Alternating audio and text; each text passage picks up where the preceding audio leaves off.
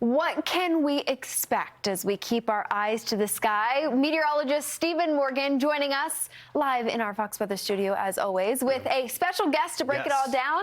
Stephen, you've got the best of the best.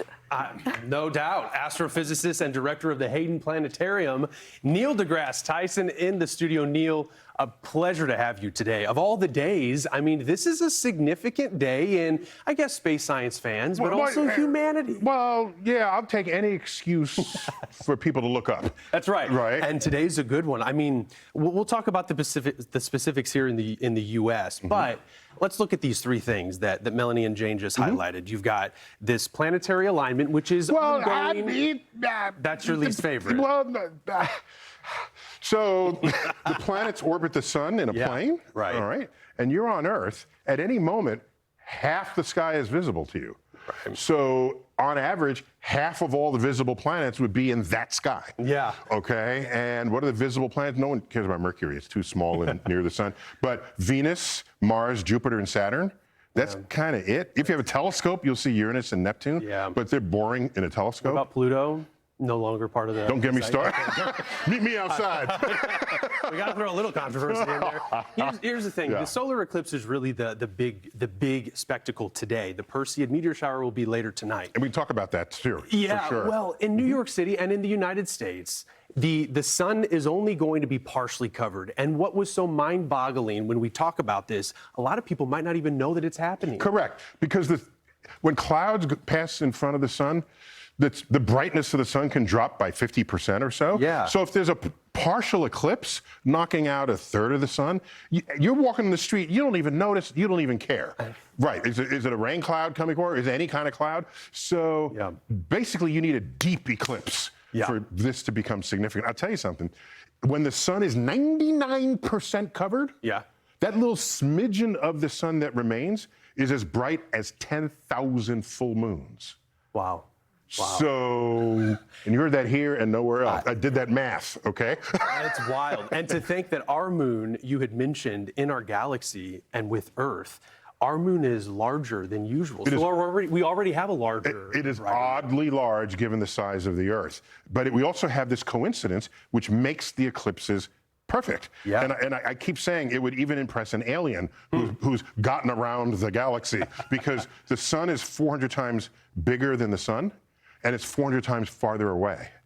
So that ratio makes them the same size on the sky. And that way, when the moon covers the sun, you see the gorgeous solar corona that's surrounding it. Knowing what you know about eclipses, because you approach it from obviously a human, we all are, but an astrophysicist. Yeah, it should be a bucket list for anybody. Is it more or less magical to you when you witness one? Oh my gosh, no. If you with all the knowledge that you have, instead of someone, let's talk about early humans, where they looked up and, I mean, they thought stuff much differently. Yeah, I feel bad for early humans because they didn't know anything about anything. Well, we don't have any in the room here, so I guess here, the sun starts going away. That's bad, right? So you start chanting, and then the sun reappears. So clearly the chanting works. It works, I guess. But no, the magic of it.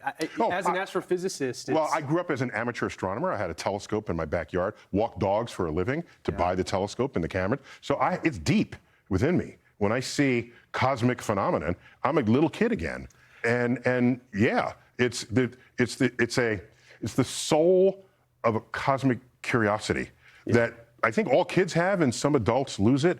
But it takes events like this to jumpstart what that enthusiasm would be. When it comes to this solar eclipse, because we always try to talk about this one's special in Europe. Yeah, you all always say that they're rare. All y'all, the media. I'm just saying. Here's the facts. They're not. I mean, they're not. Once a year, maybe twice. We had one in the United States 2 years ago. That's right. And one before that, like 7 years before that, came right across the whole United States. And so, plus you can travel now. 100 years ago, there'd be eclipses elsewhere in the world, and you would never get to them. Now we have trains, planes, and automobiles. So go to where the eclipse is. I don't want to hear any excuses. Hey, fair enough, fair enough. We have the path of totality. It is going to move through Iceland. Yes. We might have some clouds in Iceland. It's just going to kiss the outer boundaries of Iceland. Yes, That's right. And then we'll see it move over Spain. Uniquely about Spain, it's going to be happening during sunset. Yes, So that's gorgeous. unique. Oh yeah. So that makes it a little more romantic because Okay. No, because if the sun is just in the middle of the sky and you take a picture, you could be anywhere on Earth when you're showing the person that photo. But if there's scenery with buildings and trees and a familiar landscape, and you have the eclipsing sun, that makes for a much more interesting image. Your colleague, Joe Rayo, is on a ship right now in the Balearic Sea off the coast of Spain. We talked to him yesterday. Yeah, I'm picky about which of these I visit because this eclipse in Spain is like 2 minutes long, minute and a half. And the one in the U.S. a couple of years ago was approaching 4 minutes. That was approaching 4 minutes. And in a few years, in 2 years from now, there's one in Australia that'll give you 5.5 minutes. So, yeah, I'm saving myself. Yeah, listen, so many people hear from you about a host of different topics, and I think that there is such a relatability that people have with you.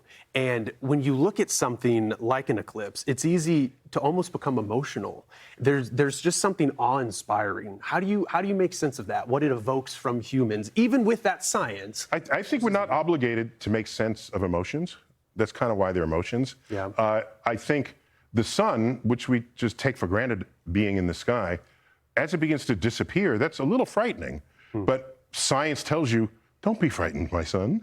All will be well. And then you get to enjoy the science of it. Right. And we know about it all around the world. We can predict to the second when that's going to happen. Yeah. And so the celebration of cosmic phenomena, I think, is something that you share through time with others who have looked up and gazed there is this into the almost night sky. Continuum. We think back to these eclipses. Yeah, and you learn something. So tonight, Earth is passing through, plowing through the debris trail of a comet.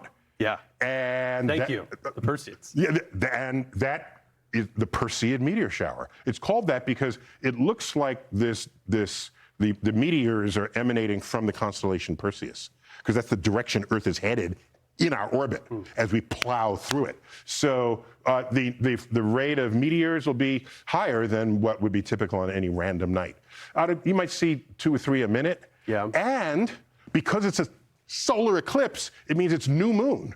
It's the other side of the moon that's lit up. So there's no moon to interfere with the dimmer of the meteors. So that's an extra special treat. There's the uniqueness. Write it down, right?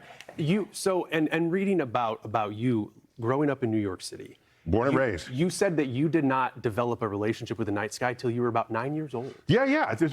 New Yorkers have no relationship with the night sky. You look up, there's a building, there are lights, I know there's a moon, but if you ask me how many stars there are, I have no idea until I went to the Hayden Planetarium. That's what changed it. At 9 years old, the stars came out, and it was like, okay, this is a hoax, because I know how many stars. There's 8 stars. I've seen them all from the Bronx. All right, what is this? And then I would learn after visiting Pennsylvania and other, rural areas. Oh my gosh! To this day, I'm on mountaintops with the greatest of telescopes, and I look up and I say, "That is so beautiful." It reminds me of the Hayden Planetarium. It reminds me of a structure. Of a structure. And I'm inside. But I'm inside. But the vastness of space. Yeah. So New Yorkers, I think. Then I wondered, had I grown up on a farm and the sky was always there, right? Then I wouldn't have been struck by it. It would just be the wallpaper, right? Cosmic wallpaper. But I was hit by it, and I think the universe called me, actually, when I was 9. I think collectively a lot of humans would agree with that because you were such an influence and a voice, and we're so privileged to have you on today. Hey, we don't get treated to another, let's call it coast-to-coast total solar eclipse until 2045. So that's a ways away. There will be others. Yeah, I hope to be alive then. Yeah. Yeah, me too. Yeah. Hopefully that'll happen. But it's such a pleasure. Neil Degrasse Tyson, thank you, astrophysicist and director of Hayden Planetarium. Oh, and just I don't want to leave without. Where those? Do we have time for one final question? Sure. What's that? I can't see you, by the way.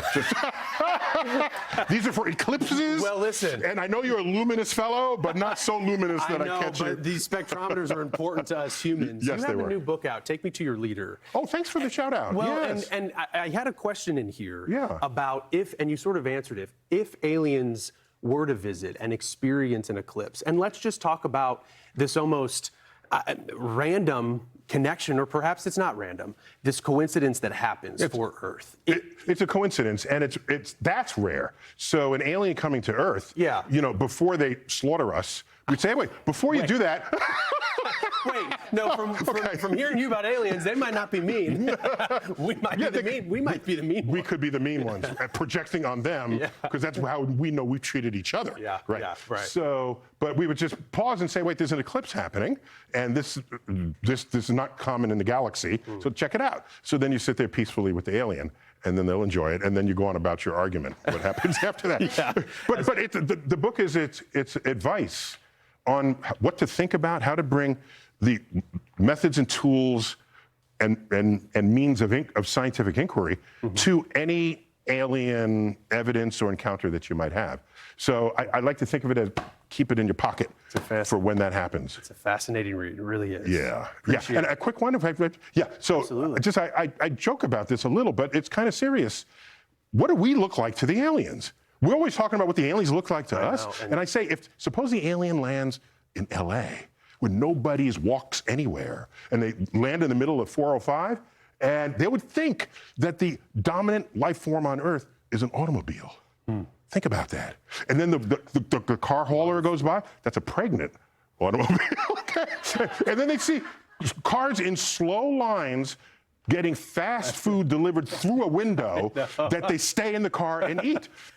So just have some sympathy for what aliens are trying to do to figure out what the hell we are. It sounds like you may have been in contact with a few of them already. I cannot divulge any further information. Neil deGrasse Tyson, a privilege. Thank you for joining us here again. on Weather Command. Thank you. Melanie and Jane, back to you guys. We're getting a round of applause. What an incredible interview. Looking forward to looking up Yes. as we go through today. That's it.